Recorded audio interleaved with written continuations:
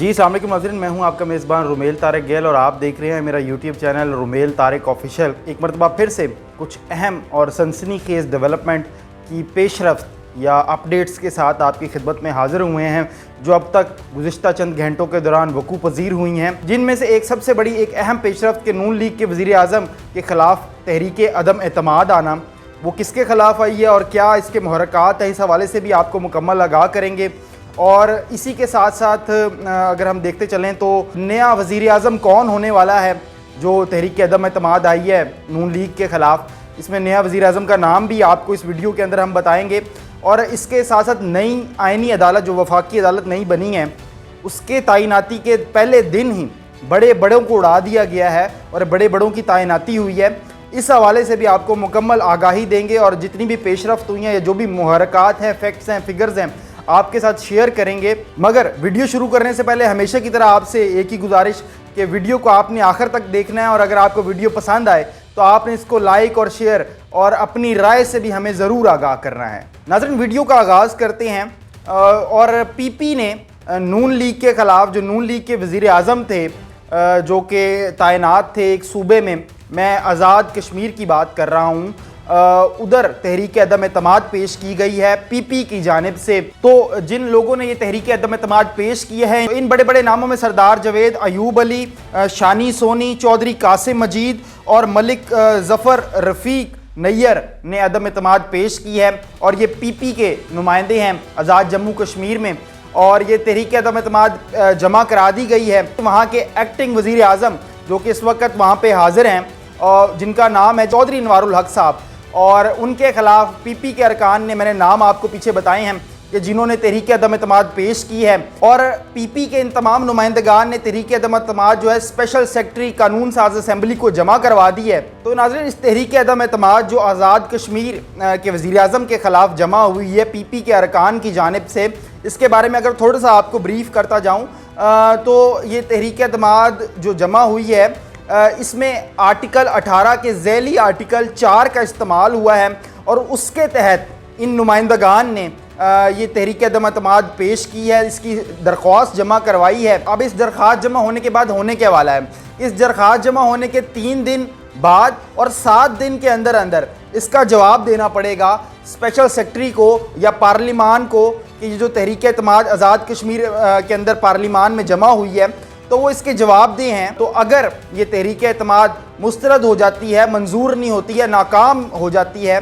तो दोबारा ये फ़ाइल नहीं की जा सकेगी, दोबारा 6 माह तक ये मुस्तरद ही तसव्वुर होगी। ये रूल है, आइनी रूल है, तो ये भी मैंने ज़रूरी समझा कि आपके साथ शेयर किया जाए। नाज़रीन, ये तहरीक अदम एतमाद को इतनी आसानी से पेश नहीं कर दी जाती, इसके लिए बड़े वसाइल लगते हैं, बड़ी मीटिंग्स होती हैं। और इसी तरह इस केस में या इस सिनेरियो के अंदर भी हुआ है। जो चौधरी इनवारुल हक जो अभी हाजिर वज़ीर आज़म हैं आज़ाद कश्मीर के, इनके खिलाफ जो तहरीक अदम एतमाद आई है, ये बिलावल भुट्टो के ज़ेर सदारत पीपल्स पार्टी का एक बड़े अजलास मुनक्कद हुए और इस इजलास में ये फ़ैसले किए गए हैं। और उसके बाद पार्टी मुतफ़िक़ा तौर पर इस फैसले पर पहुँची है कि आप ये तहरीक अदम एतमाद आज़ाद कश्मीर पार्लिमान में जमा कराएं। और अब देखें जी आने वाले दिनों में क्या होने वाला है। मगर जब ये इजलास मुनक्किद हुए तो ज़राए बता रहे हैं कि नंबर गेम्स पीपल्स पार्टी के पास पूरी है, जिस वजह से उन्होंने इस तरह का बड़ा कदम उठाया है। तो मेरे ख्याल में ये कहना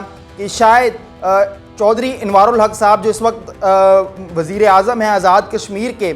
वो उनकी कुर्सी वज़ीर आज़म की इस वक्त ख़तरे में है, क्योंकि पीपल्स पार्टी के बारे में जहां चेयरमैन बिलावल भुट्टो साहब हैं और गो के उनके वालिद आसिफ अली ज़रदारी हैं, तो ये आप नहीं भूलना। और फिर जब वो और उनकी सियासत इतनी दिग्गज है और मेरे ख़्याल में वो सियासी तौर पे बड़े मुस्तनद और मजबूत तसव्वुर होते हैं सियासी हल्का अहबाब में, तो ऐसे इतना बड़ा कदम नहीं उठाया गया होगा। ज़रूर पीछे कोई बैक पे उन्होंने चीज़ों को देखा होगा, नंबर गेम्स वगैरह को पूरी हुई हैं, तो ये तहरीक एतमाद उन्होंने जमा कराई गई है। इसके अंदर पीपल्स पार्टी की जानिब से एक बड़ा नाम फैसल राठौड़ साहब का दिया जा रहा है। और राजा परवेज़ अशरफ साहब का एक प्रेस ब्रीफिंग में कहना था कि फैसल राठौड़ नहायत ही तजर्बाकार सियासतदान है और वो गवर्नमेंट को बेहतरीन अंदाज में चला सकता है। इसलिए ये मुत्तफ़िक़ा फ़ैसला है इजलास का और चेयरमैन साहब का कि Faisal Rathore is the right man to be a prime minister in Azad Kashmir. اور اسی کے ساتھ ساتھ راجہ پرویز اشرف صاحب نے اس بات کا بھی اندیا دیا کہ ہماری نمبر گیمز پوری ہے, ہم آزاد کشمیر میں گورنمنٹ بنائیں گے, اور فیصل راٹھوڑ ایک تجربہ کار اور کارآمد آدمی ہیں, بہترین انداز میں آزاد کشمیر کے اندر گورنمنٹ چلائیں گے. تو ناظرین, اس ساری خبر کو یا ان جو ہمارے تک یہ خبریں پہنچ رہی ہیں اور یہ جو تحریک عدم اعتماد جمع ہوئی ہے آزاد کشمیر میں, اس کو دیکھتے ہوئے تو یہ واضح ہو جاتا ہے کہ نون لیگ آزاد کشمیر سے میرے خیال میں کچھ ڈاؤن فال کا شکار ہوتی ہوئی نظر آ رہی ہے, اور پی پی وہاں پہ بڑی سٹرونگ ہوتی ہوئی نظر آ رہی ہے. اور اگر اس سارے سینیریو میں دیکھیں تو میرے خیال میں نون لیگ کو سوچنا چاہیے کہ یہ کیوں ہو رہا ہے اور کیسے ہو رہا ہے, یا آنے والے دن میں اب جب یہ 3 سے 7 دن کے اندر اس کا فیصلہ ہونا ہے اور اس پہ سٹنگز ہونی ہے, اس پہ بات چیت ہونی ہے, اس پہ گفتگو شنید ہونی ہے, تو یقیناً یہ فیصلہ ہو جائے گا. مگر فی الحال تک پی پی یہ دعویٰ کر رہی ہے کہ ہمارا نمبر گیم پورا ہے, باقی تو اونٹ کس کروٹ بیٹھتا ہے یہ آنے والا وقت ہی بتائے گا. بہرحال میں نے آپ کو نام ڈسکلوز کر دیا ہے جی, کہ جو آنے والے آزاد کشمیر کے وزیر اعظم ہیں اور وہ فیصل راٹھوڑ صاحب ہونے والے ہیں, اور انشاءاللہ نمبر گیمز ان کی طرف سے دعوے جو کیے جا رہے ہیں کہ نمبر گیمز ان کا پورا ہے, اور پی پی کا ان پہ بڑا اعتماد ہے. اور کیونکہ ایک بات اور کہ جب ان سے پریس بریفنگ کے دوران راجہ پرویز اشرف سے سوال کیا گیا کہ کیا گورنمنٹ بنانے کے لیے آپ کو نون لیگ کی مدد لینی پڑے گی, حمایت لینی پڑے گی, انہوں نے بڑا کانفیڈنٹ ہو کے جواب دیا کہ جی ہمارے نمبرز پورے ہیں, ہمیں کسی کی ضرورت نہیں ہے, گورنمنٹ تو پی پی کی ہی بننے والی ہے آزاد کشمیر میں. ناظرین, اسی کے ساتھ ساتھ ایک اور بڑی ڈیولپمنٹ جو ان دنوں ہمارے ملک پاکستان میں ہوئی ہے 27ویں آئینی ترمیم کے تناظر میں, جہاں وفاقی آئینی عدالتوں کا قیام ہوا ہے, اور ناظرین عدالتوں کے قیام کے پہلے ہی دن انہوں نے بڑے بڑے فیصلے لیے ہیں. اور ناظرین, جو ان وفاقی آئینی عدالت کے پہلے چیف جسٹس بنے ہیں ان کا نام ہے جی جسٹس امین الدین صاحب, اور امین الدین صاحب نے پہلے دن ہی کچھ بڑی تعیناتیاں کی ہیں. جسٹس امین الدین صاحب نے رجسٹرار لگانے کا بڑا فیصلہ کیا ہے, اور اسی کے ساتھ ساتھ سیکرٹری ٹو چیف جسٹس کی بھی تعیناتی ہوئی ہے, یعنی کہ سیکرٹری اور رجسٹرار یہ 2 تعیناتی انہوں نے فی الفور کی ہیں. جو رجسٹرار کے عہدے پہ تعیناتی ہوئی ہے اس میں سابق ڈسٹرکٹ اینڈ سیشن جج محمد حفیظ صاحب کو رجسٹرار کے طور پہ وفاقی آئینی عدالت مقرر کیا گیا ہے, اور اسی کے ساتھ ساتھ مظہر بھٹی کو سیکرٹری ٹو چیف جسٹس وفاقی آئینی عدالت مقرر کیا گیا ہے. اور اسی کے ساتھ ساتھ ایک اور بڑی تقرری کہ جسٹس کریم خان آغا نے کل وفاقی آئینی عدالت کے جج کے طور پر حلف اٹھایا ہے, اور یہ حلف ان سے چیف جسٹس وفاقی آئینی عدالت محمد امین الدین صاحب نے لیا ہے. اور واضح رہے کہ یہ حلف انہوں نے ہائی کورٹ میں لیا ہے, اور اسی کے ساتھ ساتھ وفاقی آئینی عدالت کے چیف جسٹس محمد امین الدین صاحب سے حلف برداری جو لی گئی ہے وہ ایوان صدر میں لی گئی اور آصف علی زرداری کی جانب سے لی گئی, اور اس کے اندر دیگر بڑی شخصیات جیسے کہ وزیر اعظم شہباز شریف صاحب, فیلڈ مارشل سید عاصم منیر صاحب, فضائیہ اور بحریہ کے سربراہان, اور اس کے ساتھ ساتھ یوسف رضا گیلانی, بلاول بھٹو اور دیگر نے بھی شرکت کی. ایک چھوٹی سی بات آپ کو واضح کرتا چلوں کہ وفاقی آئینی عدالت کا قیام کیوں ہوا, آپ کا یہ سوال ہوگا یا آپ کے ذہنوں میں یہ سوال ضرور اٹھ رہا ہوگا. تو وفاقی آئینی عدالت کا جو قیام کیا گیا ہے 27ویں آئینی ترمیم کے تحت, اس کا مقصد فقط صرف اتنا ہے کہ جو سپریم کورٹ کے اندر